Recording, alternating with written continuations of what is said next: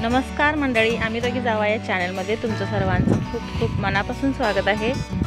दिवाळीनंतर आमच्या भागातल्या शेतकऱ्यांची सगळी शेतातली कामं सगळ्यांची सुरुवात होते पहा। आता दिवाळीनंतर इथे कारखाने वगैरे ऊसाचे सुरू होतात, त्यानंतर ऊस तोडणी चालू होते। ऊस तोडणीनंतर त्या ऊसामध्ये तोडून झाल्यानंतर त्याच्यामध्ये लावण करणे किंवा त्या लावणीमध्ये कांदे लावायचे, लसूण लावायचे, ही सगळी कामं या कामांना आता दिवाळीनंतरच सुरुवात होते। आणि थंडीचे दिवस असतात आणि शेतातली कामंसुद्धा भरपूर असतात, त्यामुळे खूपच शरीर आपलं इरिटेट होतं पहा। म्हणजे अगदी शरीराला हातापायांना भेगा फुटायला चालू होतात पहा। आणि इथे पहा, हा ऊस आमचा गेलेला आहे या वावरातला।